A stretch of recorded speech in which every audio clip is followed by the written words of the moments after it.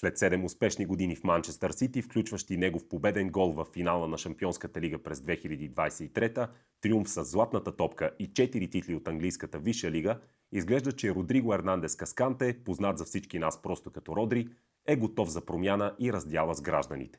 В този епизод ще погледнем към причините испанеца да бъде склонен да напусне небесно-сините и да се присъедини към Барселона, а не към Реал Мадрид.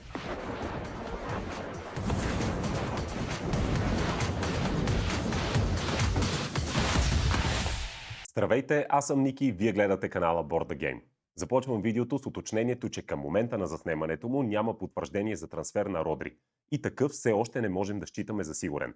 Ръководствата на Манчестър Сити и Барселона продължават с преговорите, за да се споразумеят за приемлива и за двете страни сума. Личните условия на играча не би следвало да са проблем и като цяло се създава впечатлението, че сделката все пак ще бъде осъществена в даден момент.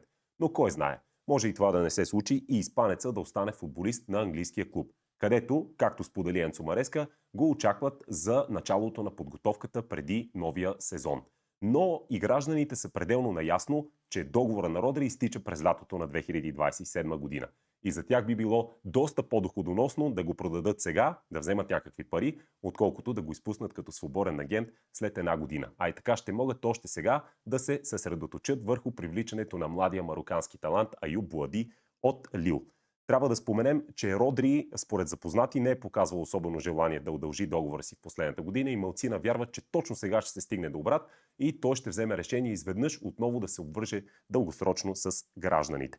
Считам, че неговото решение да напусне и да търси изходящ трансфер е по-скоро планирано, защото още през пролетта на тази година бе споменал в интервю, че би искал да се върне в Испания и да играе отново в Ла Лига. Но кой да знае, че всъщност е говорил за доста по-близко бъдеще от това, което всички си представяха. Също тогава, попитан за Реал Мадрид, той добави, че, цитирам, не може да отказваш на най-добрите клубове в света. Това доведе до гневна реакция от феновете на бившия му тим Атлетико Мадрид, но в интерес на истината в самото изказване на Родри не се съдържаха думите Реал Мадрид, но заради зададения въпрос така отговор му бе интерпретиран. Затова и сега има доста въпроси и съмнения дали при евентуален трансфер в Барселона ще бъде посрещнат радушно от всички. Или ще има фенове, които ще се нуждаят от повече време, за да се убедят в качествата и представянето му, за да го харесат повече. Според мен избора на испанеца да търси раздяла с Сити и евентуален трансфер в Барса е направен по-скоро с разум, съзнание и съобразяване с много разнородни фактори, на които ще обърне внимание по-напред във видеото, отколкото с сърцето. Ще се радваме да споделите мнението си по темата в коментарите. Правилно ли Родри избира проекта на Барселона вместо този на Реал Мадрид или ще съжалява в бъдеще? И изобщо трябваше ли да търси напускане на Манчестър Сити? Напомням ви също, че бихте ни помогнали много за развитието на Board the Game, ако харесате епизода с палеца нагоре и последвате канала. Да преминем към интереса на Барселона, за който можем да кажем, че е най-вече плод на контузията на Френки де Йонг в коляното. Той ще пропусне старта на сезона, но и не само, плюс още няколко месеца. Към момента нидерландеца е на така нареченото консервативно лечение, което отнема 4 месеца, но обърнете внимание, ако е неуспешно, все пак ще се наложи операция и възстановяването ще започне буквално от начало. Така че може да се наложи след това още 4-5 месеца, в които той да се възстановява. Така се оказва, че в момента Марк Бернал на 19 години е единствената естествена опция за позицията на дефанзивен полузащитник, но да не забравяме, че през миналия сезон и той се завърна след тежка контузия. Така че Родри би бил нужна при всички положения, но и същевременно фантастична придобивка за Ханзи Флик и каталунците. Още повече, че се отдава отлична възможност за директен удар по големия съперник Реал Мадрид и не се съмнявайте, Барса ще го направи с допълнително удоволствие. Тази част ще бъде малко по-ретроспективна, обръщайки внимание на опита на Реал Мадрид да привлече Родри в състава си. Оказва се, според добре информирани източници, че кралският клуб е отправил неустоимо предложение към испанеца малко след Мондиал 2026. Разговорите са започнали няколко дни по-късно и от лагера на играча са били впечатлени от любезността, класата и уважението, показани от клуба към Родри по време на преговорите. Флорентино Перес и ръководството са работили усилено, за да покажат, че интересът им е сериозен, а не само опознавателен и искат да направят и да затворят сделката възможно най-бързо. Иначе казано, всичко е било поставено на масата и преговорите дори са се развивали много добре. Преди обаче Родри да уведоми Реал за своя избор чрез телефонен разговор, иначе казано, преди Барса да влезе в битката за неговия подпис. От Реал са решили да прекратят разговорите веднага, за да не влагат време и усилия за сделка, която по-скоро няма как да се случи. Но отношенията са останали приятелски, те са благодарили на играча за уважителното уведомление и поведение към клуба. Защо обаче Родри отряза Реал Мадрид и клони към Барселона? Според експертите, а и е логично човек да се досети, той предпочита каталунците заради практикувания футболен стил, който е много по-наподобяващ този на Манчестър Сити при Пеп Гвардиола. Дори се появиха слухове за разговор с каталунеца и негов съвет Родри да се присъедини към Барса. Ясно е, няма да му каже отиди в Реал Мадрид.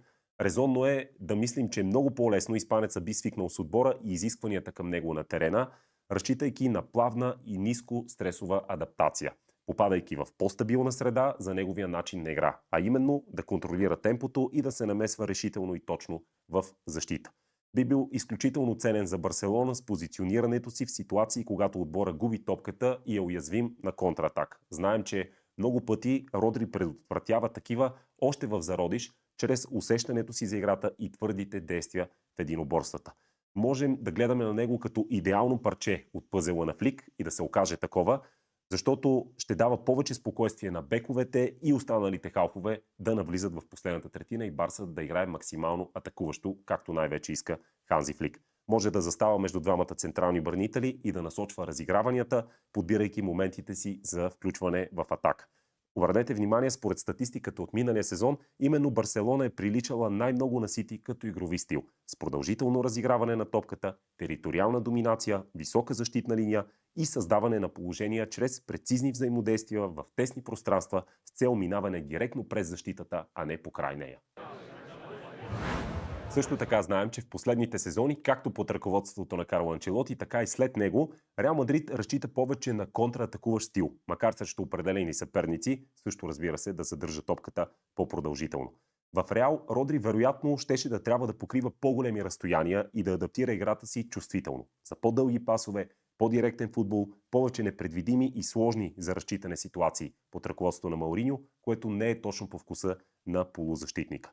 Признавам, че лично на мен ми е по-трудно да си го представя като част от философията на Жозе спрямо тази на Флик, но това не означава, че изборът на 100% ще се окаже правилен и не би имал успех, ако се беше озовал в белия екип. Това е важно уточнение. Друг основен фактор за избора на Родри, разбира се, е групата от испански национали в състава, с които вече има отлично разбирателство и прекрасни спомени от двата триумфа на европейското и световното първенство в последните 2 години.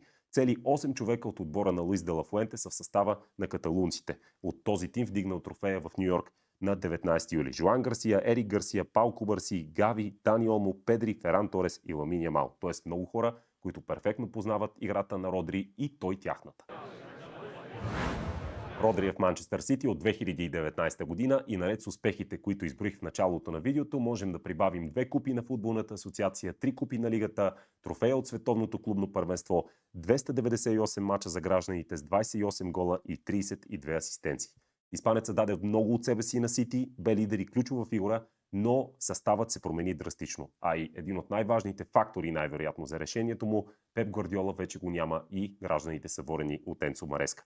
Да не забравяме, че Родри скъса кръстна връзка на коляното в началото на сезон 24-25 и трябва да прибавим контузиите му през миналия сезон, които го ограничиха до едва 33 двубоя в всички турнири. Така обаче се оказа, че той е съхранил енергия за световното първенство, в което прогресира като форма и не случайно бе избран за най-добър играч на турнира, припомняйки и доказвайки класата си.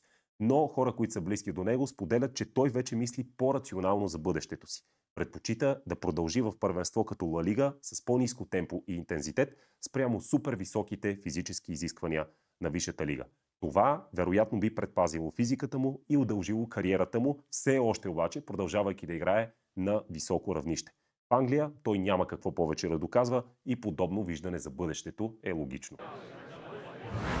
Последната част, разбира се, ще стане дума за финансите на Барселона. Тема, до която винаги стигаме през последните години, когато става дума за входящ трансфер на каталунците. Сега те разчитат на завишен лимит на средства, които Ла Лига би позволила за заплати, най-вече заради завръщането на Камп Ноу и по-големите генерирани приходи. Прибавяме раздялата с Роберт Левандовски и изпращането на Роналд Араухо под наем в Ливърпул и така каталунците се отървават от високите им възнаграждения, а са на път и да продадат Феран Торес в Пари Сен-Жермен. Така че би трябвало Барселона да е в много по-добра позиция за регистрация на нови играчи спрямо драмите от предишни години, които много добре помним. В допълнение, през лятото на 2027 година, имайте предвид, Камп Ноу отново ще се превърне в строителна площадка заради планираното поставяне на покрива на стадиона. Така че Барса отново ще трябва да играе част от сезон 27-28 на Монджуик, да плаща наем и съответно да печели по-малко пари. Очаква се и бюджета за сезон 27-28 да бъде по-ограничен, затова и от Блаугранас са решени да действат по-мащабно по отношение на състава сега и вероятно тепърва ще преследват изделка за Хулян Алварес от Атлетико Мадрид. Благодарим ви, че бяхте с нас и днес. До нови срещи с Board The Game.